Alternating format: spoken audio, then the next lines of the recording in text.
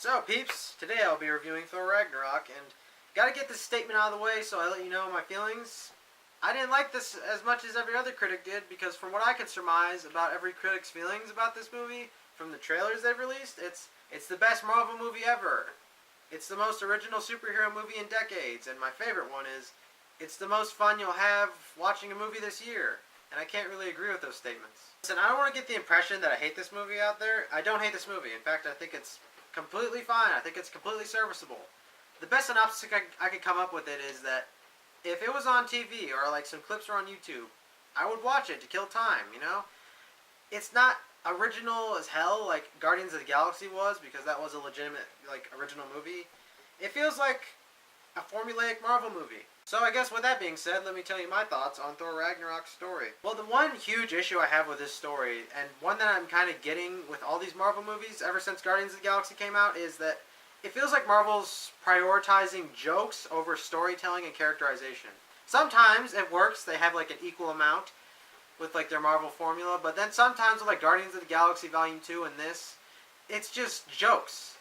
Whenever there's like a serious moment that could happen, it's just either cut off by a joke or missed by a joke entirely, and it's annoying. This really didn't have a lot for me in terms of substance. It's just jokes, and a lot of jokes I even saw coming. Like the best example I can come up with is that when Hulk was using like this ball thing and just bounce off the wall and hit back in his hand, Thor gets in, and I was like, oh well, Thor's gonna hit the window and it's gonna hit him in the face, right? And then it happened. And then towards like the ending of a lot of scenes, I was like, oh, they're gonna end it with a joke. Ended it with a joke. When they have like a serious moment when Thor's talking to the villain and then he just jokes, I was like, oh, they're gonna have a joke here.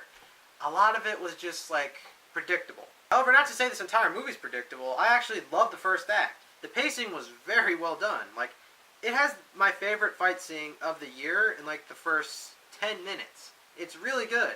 Not to say it's not without its problems. I wish Doctor Strange was in it a bit more, because they hyped him up to be in Thor Ragnarok for a little bit when Doctor Strange came out. I was like, oh, I can't wait to see Doctor Strange in this. He was only in it for like maybe 5 minutes. And Odin, he wasn't really prevalent in the plot. It's just like Odin for like a little bit, and then he's gone, and then they introduce Hela, and it really undermines this moment that they could have had with like Thor and Loki bond a little bit, or they like argue. I was hoping for that, but they didn't really give me that moment. But then the second act happens, and that's when the movie really started to just fall apart for me, because that had like the most interesting premise behind it. I literally just wanted an entire movie where Thor travels to Sakaar and then he like meets Hulk. You know, a Planet Hulk kind of movie with Thor Ragnarok in it. That would have been perfectly fine. I didn't want to see any of this Asgard stuff. They always like intersplice it between like Thor on Sakaar, and then he gets knocked out, and then like they transition back to Asgard with Hela doing her thing. I didn't care about Hela because she's just a bland villain. But back to Thor and Hulk.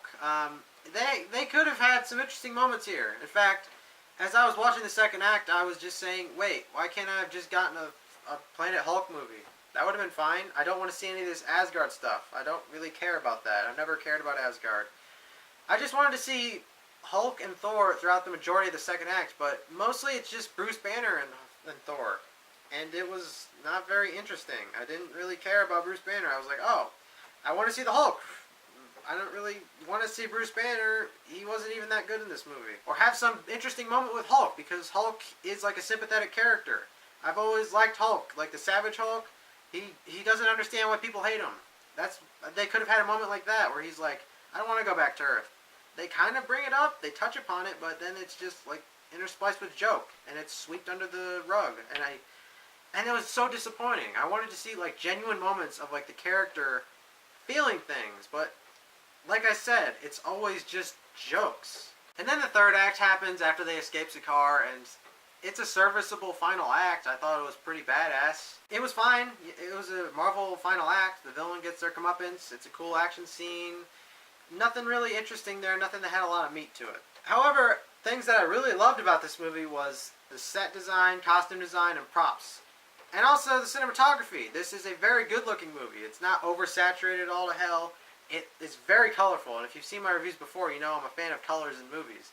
I'm always a sucker for that. Like, this movie legitimately has some very good scenes, like with Valkyrie looking at Hela as she's like riding these like unicorn things. It was so cool to look at. It's probably the best looking Marvel movie to date. But back to the props, costume design, and set design. Wow, these look good.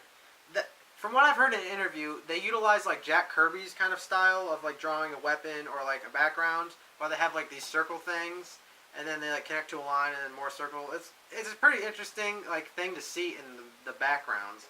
I really like that little detail. Yet the one thing I was really hoping for in this movie, if anything, if it fell apart, if everything sucked, was that it would have an interesting soundtrack. It had a fine soundtrack. It had a generic Marvel soundtrack. I was kind of hoping they would take it in a Far Cry 3 Blood Dragon kind of way. If you've ever played that game, you know what I'm talking about with that soundtrack. You know, like an 80s synth pop kind of thing. They did it once, and they never really used it again. And I was like, oh, well, from what I was led to believe in these trailers, it would be like an 80s kind of callback kind of soundtrack.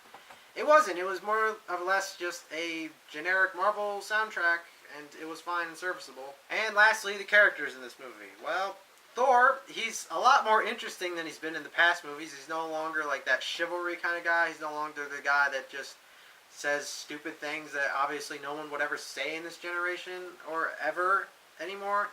He's the jokey kind of guy. And that sometimes works. Like I said, I don't want to tread old ground, but sometimes it doesn't work. When he could have had a serious moment, they just joke. They cut it off with a joke. And that sucks, but for the most part, I like the direction they took him in with this. And Tom Hiddleston still remains to be the best anti-hero that Marvel has to offer in these movies. He's not too much different than he was in Thor 2. He still has like that kind of like torn personality with him, where he wants to be like sort of the good guy and help out, but sometimes he just wants to do things for ill-gotten gain because he's still a slippery snake in the grass at the end of the day. And Tom Hiddleston's charisma with this role, as always, he plays it to absolute perfection. And Tessa Thompson plays Valkyrie just as good as Chris Hemsworth plays Thor and just as good as Tom Hiddleston plays Loki. I did not expect her to have an American accent when I heard her in an interview. I thought she was British. She really nailed that British accent. Yet my biggest flaw with her is that, like most characters, they don't really utilize what they have with her. She has an interesting backstory. I was actually very intrigued by her character. They had moments that they could have utilized to tell her story, but instead they just utilize it in just like a flashback. And that sucks, because I wanted to see more about her character. Why is she a broken Asgardian? Why does she not believe in honor and a sense of duty anymore? They never really use it. And then she ends up just becoming a hero because the plot needed her to. And that sucked, because I wanted to see more about her character. She was genuinely interesting. And Cate Blanchett, I mean, she plays the Marvel Villain of the Month, Hela. She did not have a lot to work with this role. She plays generic Marvel Villain of the Month, number 109, whatever they're on now. I mean, she's just another world-conquering villain. She wants all the power. She wants to rule the galaxy. There was nothing there. There was nothing really there for Cate Blanchett to work with. She just hams it up because there's no material. I can't really blame her for just overacting. Like, I think it would have been a lot more interesting to see if she was Loki's daughter. And I know there's an age difference there, but wouldn't it have been at least a little bit interesting to, like, see her confront Loki and say, hello, father, and then have, like, a moment?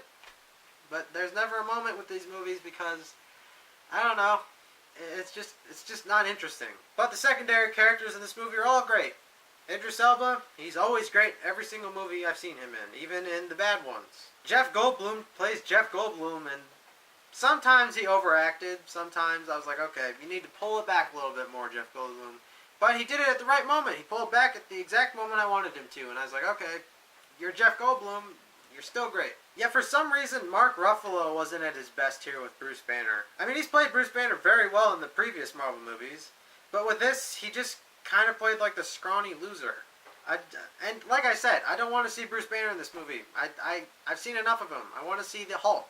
I want to see the Hulk do stuff, smash stuff, because the Hulk is my favorite Marvel hero, and I like the Hulk. I don't really care that much about Bruce Banner. So I think that about covers it. I think this is a fine Marvel movie. I think it's the most generic Marvel movie that Phase 3 has to offer. And it's a 5 for me. I mean, some people really love this movie. I think some people genuinely hate this movie. They think it's another Avengers Age of Ultron.